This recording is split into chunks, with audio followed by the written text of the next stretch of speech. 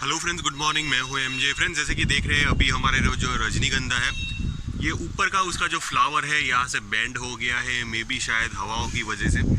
तो जब भी इसके जो फ्लावर का वेट बढ़ता है फ्रेंड्स, तब ये स्टिक ऊपर से बेंड होने लगती है या तो थोड़ी नीचे दबने लगती है।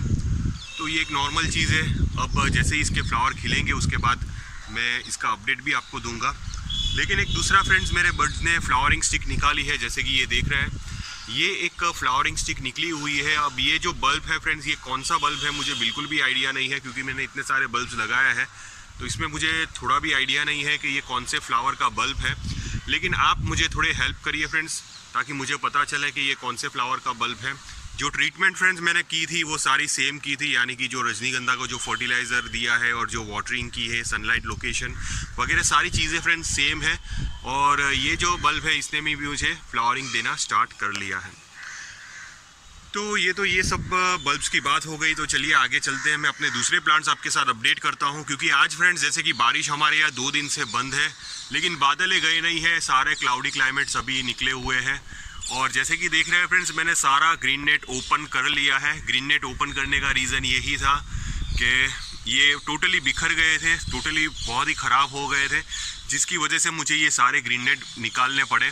तो शायद फ्रेंड्स जैसे ही बारिशें थोड़ी ख़त्म होगी तो मैं बीच वाले जो एरिया है जहाँ पे मेरे ये इंडोर प्लांट्स मैंने जहाँ पे रखे हैं फ्रेंड्स, वहाँ पे मैं ग्रीन नेट लगा दूंगा, जिसकी वजह से डायरेक्ट सनलाइट मेरे ये जो इंडोर प्लांट्स है उसके ऊपर ना लगे।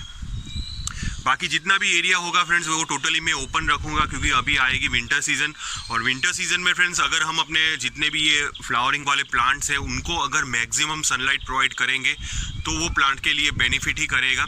तो इसीलिए मैंने अभी ग्रीन नेट टोटली निकाल दी है, और अगर लगाऊंगा तो सिर्फ ये बीच वाले एरिया में ही लगाऊंगा, ताकि ये जो मेरे जितने भी इंडोर प्लांट्स हैं वो सही रह सके। अब जैसे कि ये मॉर्निंग ग्लोरी है, मॉर्निंग ग्लोरी तो इंडोर प्लांट नहीं है, तो मुझे उसका टेंशन हो रहा है। तो मुझे उसके लिए फिर से कुछ मेहनत करनी पड़ेगी। मुझे शायद ये जो नेट मैंने यहाँ पे लगाई है वो गलती कर ली मैंने, शायद नेट लगा के मुझे यहाँ पे लेनी होगी, या तो उसको कहीं और डायरेक्शन मुझे देना होगा। अब देखता हूँ क्या करूँगा। वैसे ये नेट के ऊपर फ्रेंड्स बेल लगना स्टार्ट हो गई है। जैसे कि देख रहे हैं बेल अपनी जगह लेना स्टार्ट कर ली है इसने। यहाँ पे भी देखिए फ्रेंड्स, यहाँ से भी बेल अपनी जगह लेना स्टार्ट कर रही है। तो ये नेट के ऊपर तो धीरे धीरे करके बेल लगना स्टार्ट हो गई है, लेकिन फिर भी मुझे शायद इसकी लोकेशन थोड़ी सी चेंज करनी होगी। और मैं अपने रोजेस दिखा देता हूँ। जैसे कि आप सभी को पता है अभी हमारे यहाँ बहुत ही तेज़ बारिशें हो रही थी। ऑलमोस्ट 4 से 5 दिन हमारे यहाँ कंटिन्यूस बारिशें हो रही थी। लेकिन फ्रेंड्स बारिशों के पानी की वजह से मेरे जो प्लांट्स हैं फ्रेंड्स उनको ज़्यादा फ़र्क नहीं पड़ा।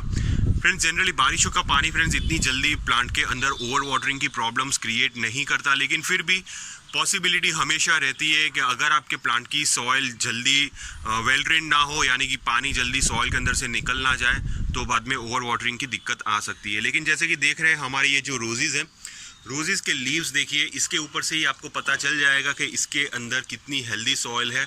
और ये जो प्लांट है ओवर वाटरिंग से इसको बिल्कुल भी फ़र्क नहीं पड़ा, यानी कि कंटिन्यूस बारिश में ये प्लांट खड़ा हुआ है। और इसके लीव्स की कंडीशन देखिए, ये प्लांट को बिल्कुल भी फ़र्क नहीं पड़ा कि इतना सारा पानी इसके सॉइल के अंदर गया है, और प्लांट ग्रोथ करता ही रहता है। जैसे कि देख रहे हैं बहुत सारी न्यू लीव्स वगैरह निकल रहे हैं इसके। और ये जो प्लांट है फ्रेंड्स, ये मेरा देसी रोज़ का प्लांट है। तो चलिए मैं अपने दूसरे प्लांट्स की तरफ ले जाता हूँ जहाँ पे ओवर वाटरिंग की दिक्कत नहीं हुई है। अब ये जो मेरा इंग्लिश रोज़ का एक प्लांट है फ्रेंड्स, इसके ऊपर भी देखिए सारे लीव्स की कंडीशन देखिए बहुत ही बढ़िया है, कोई प्रॉब्लम जैसी बात नहीं है। सारे लीव्स ग्रीन है और कंटिन्यूस बारिशों का पानी इसके अंदर भी गया है। और ये वाले रोजेज़ है फ्रेंड्स, ये मेरे कश्मीरी रोजेज़ है। कश्मीरी रोजेज़ के ऊपर भी देखिए बहुत सारी न्यू शूट्स वगैरह डेवलप हो रही है, और प्लांट के लीव्स की कंडीशन भी अच्छी है। कोई ज़्यादा फ़र्क प्लांट को नहीं पड़ा है। अब जो प्लांट को फ़र्क पड़ा है वो मैं आपको अपडेट करूंगा कि कौन से प्लांट को ज़्यादा फ़र्क पड़ा है बारिशों का पानी का। तो सबसे पहले फ्रेंड्स मैं यहाँ पे आ जाता हूँ। ये मेरा एक इंग्लिश रोज़ का पौधा है। अब इसकी जो सॉइल है फ्रेंड्स, इसकी सॉइल के अंदर मैंने कोकोपीट यूज़ की थी, और कोकोपीट वाली सॉइल के अंदर ये रिज़ल्ट मुझे मिल रहा है। प्लांट की ग्रोथ भी हो रही है, उसमें बिल्कुल भी मना नहीं है फ्रेंड्स, लेकिन कुछ ये हिसाब के इसके लीव्स की कंडीशन हो जाती है। ये देखिए फ्रेंड्स, कुछ ये हिसाब से। और ये भी फ्रेंड्स मेरा एक कोकोपीट वाला ही प्लांट है, और उसके अंदर भी देखिए सारी ग्रोथ अभी इतनी नहीं चल रही है। प्लांट जिंदा है, प्लांट ग्रोथ करने की कोशिश भी कर रहा है, लेकिन अल्टीमेटली जैसे ही लीव्स इसके बड़े होते हैं और पानी ज़्यादा जाता है तो बाद में प्लांट कुछ ये हिसाब से रिएक्शन देता है। ये भी देखिए फ्रेंड्स, खाली खाली सा लग रहा है, यानी कि ज़्यादा डेवलपमेंट कोकोपीट वाली सॉइल में मुझे नहीं दिख रहा, लेकिन सैंड, सॉयल और कॉम्पोस्ट के मिक्सचर में मुझे बहुत ही अच्छा रिजल्ट मिल रहा है। ये भी देखिए फ्रेंड्स, ये प्लांट भी डेवलप कर रहा है और इसके लीव्स भी अच्छी खासी कंडीशन में है। और ये जो प्लांट है फ्रेंड्स, इसके भी लीव्स बहुत ही बढ़िया कंडीशन में है, कोई प्रॉब्लम ये प्लांट में भी नहीं है। तो in short, cocopeat friends generally बारिशों की सीज़न जहाँ पे आपके यहाँ बारिश बहुत ही ज़्यादा होती हो, तो ऐसी कंडीशंस में अगर आप कोकोपीट वाली सॉइल यूज़ करेंगे, ज़्यादा कोकोपीट का इस्तेमाल करेंगे तो बाद में आपको नुकसान ही होगा।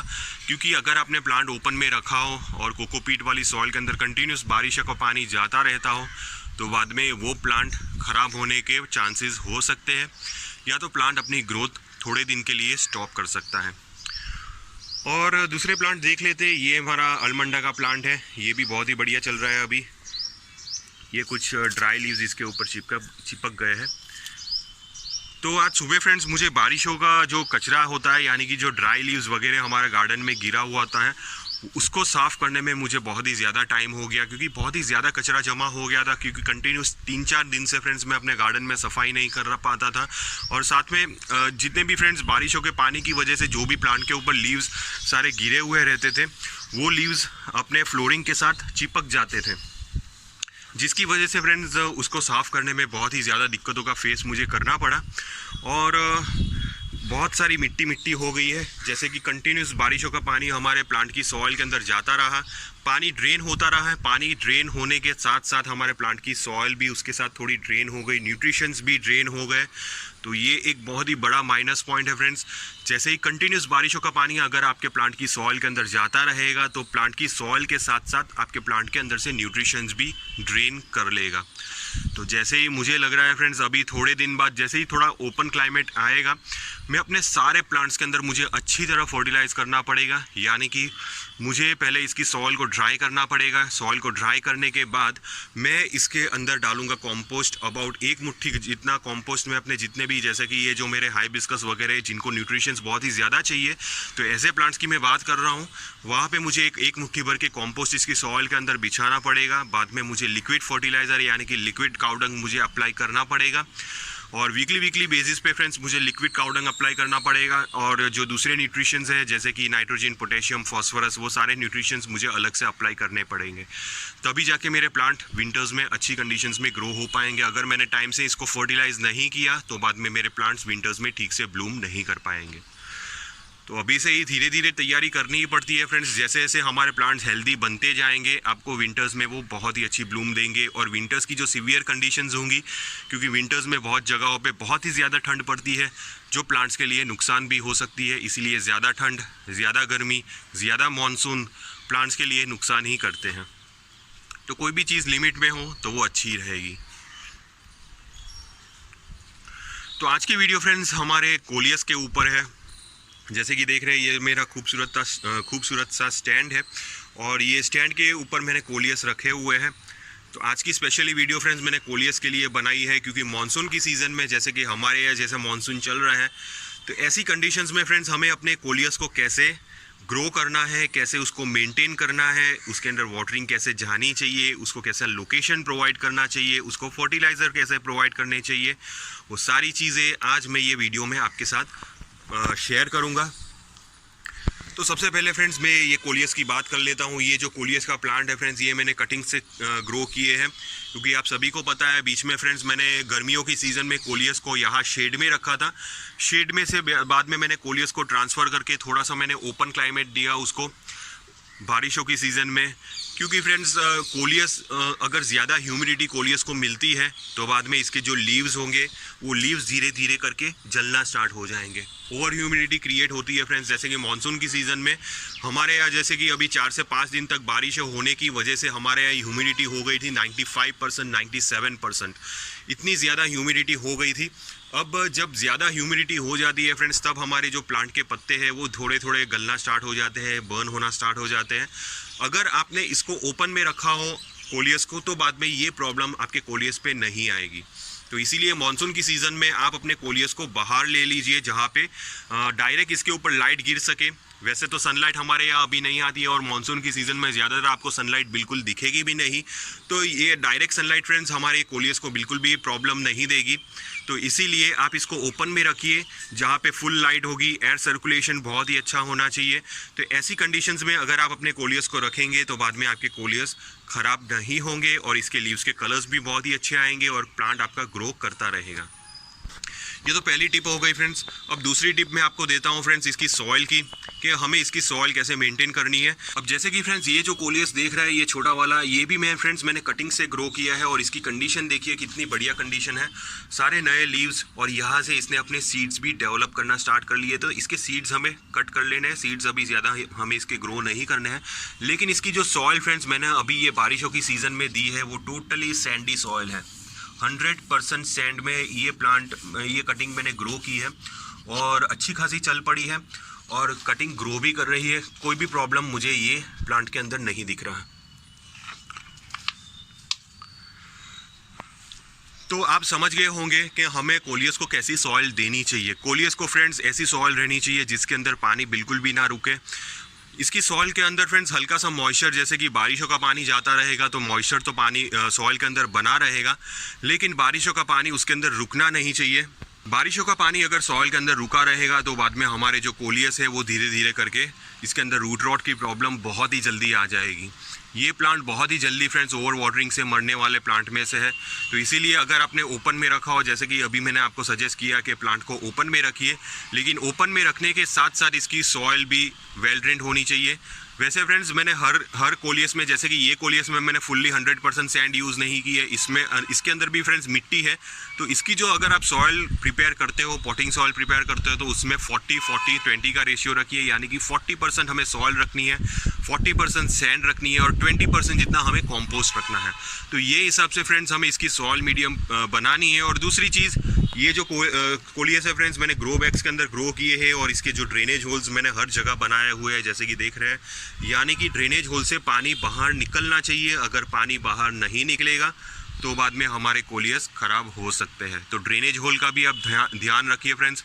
जैसे ही आपने कोई भी पॉट सिलेक्ट किया हो, मिट्टी का गमला हो, प्लास्टिक का गमला हो या तो ग्रो बैग्स हो, कोई भी प्लांट आपने जो पॉट सिलेक्ट किया हो फ्रेंड्स, उसके अंदर ड्रेनेज फैसिलिटी अच्छी होनी चाहिए। ये चीज़ आप एक बार चेक कर लीजिए।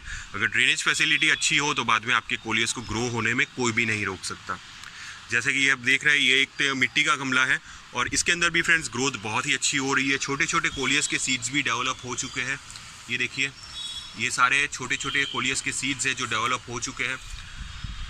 तो ये सीड्स फ्रेंड्स जो कोलियस के अपने आप ही जैसे कि ये जो सीड्स निकले हुए हैं वो मैं यहाँ से इसको कट कर लेता हूँ और फिर से इसकी सॉइल के अंदर ही डाल देता हूँ यहाँ पे।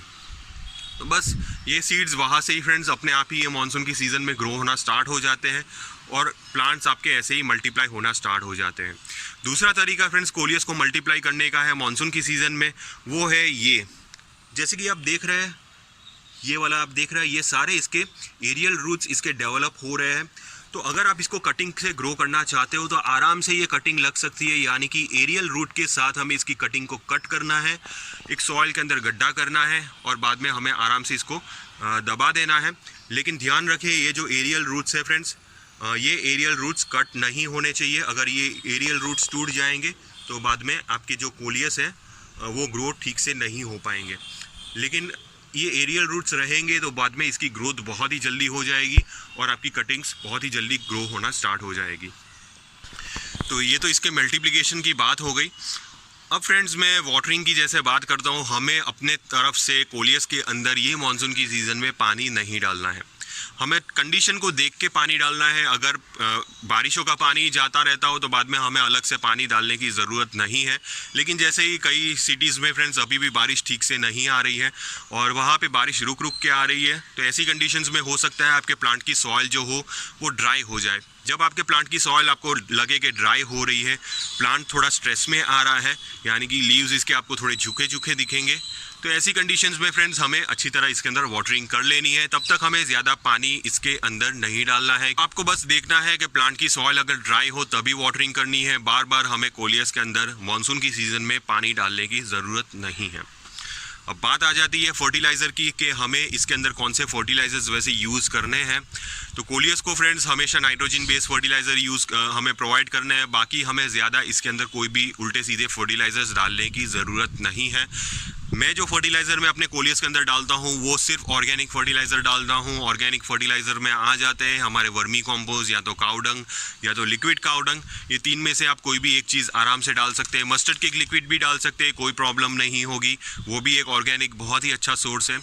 तो इतने ही फर्टिलाइज़र अप्लाई करने हैं, हमें कोई भी बैलेंस एनपीके डीएपी वगैरह कुछ भी डालने की ज़रूरत नहीं है, पोटास एसएसपी कुछ भी डालने की ज़रूरत नहीं है।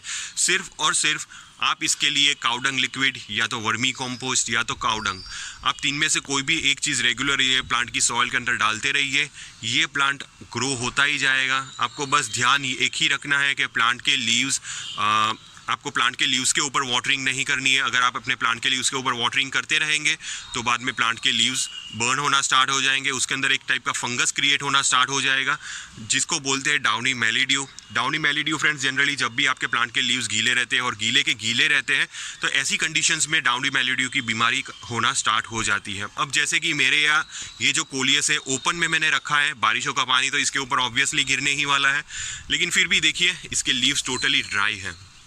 उसका रीज़न ये है कि मैंने ये प्लांट को ओपन में रखा है, यानी कि बारिश तो गिरती है, लीव्स भी गीले होते हैं, लेकिन साथ में इसके लीव्स बहुत ही जल्दी ड्राई भी हो जाते हैं।